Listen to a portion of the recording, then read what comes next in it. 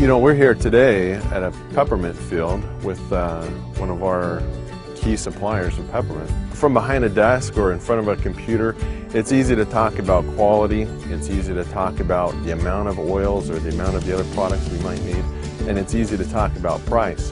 But when we're out here in these fields and talking with the actual people that work these farms and produce the plants and the oils, it becomes way more real. That's why I love doTERRA. It's the people that make the products great.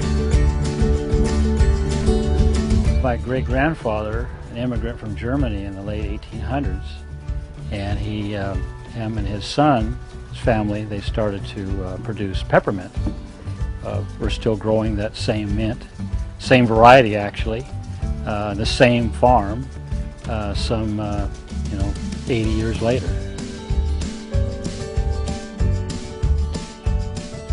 When the plant is deemed ready to be harvested, we'll go out there with a windrower, traditional windrower, the same thing that used to harvest, let's say, grass hay for baling.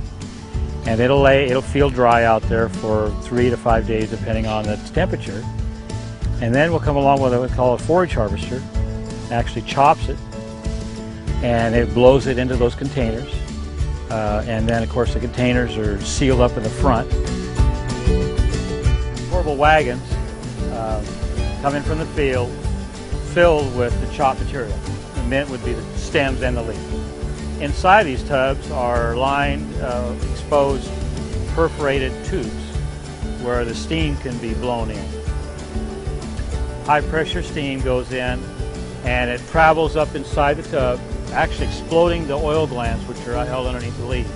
You can actually do the same thing by just squeezing the plant, but that'd take a lot of people in there to do all that to all those leaves.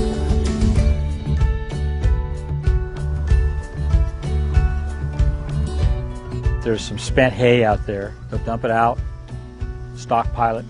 Right. In the fall, when everything else is done, we put it in manure spreaders and we'll mulch the fields. I guess it becomes something in your blood a little bit. I was proud to see my kids want to carry that on. I know these generations, there's a lot of attractiveness to go do other things in this world, but I think they see that there's value in producing something that is so widely used and actually help people.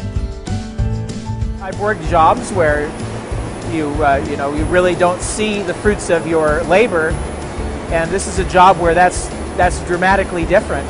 I get to hold in my hand the product of my work, and it's an amazing thing. I mean, even as busy as I am, I still take a moment just to realize what I'm doing and just what it means, and to know that there's people that appreciate our oils and enjoy it in the end products where it goes. It means a great deal to me.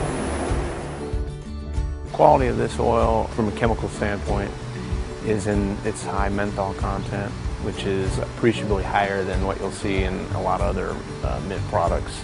The smoothness, the low furan levels, and it's just a very smooth, sweet U.S. oil, which is why the United States is known as having the best peppermint oil in the world.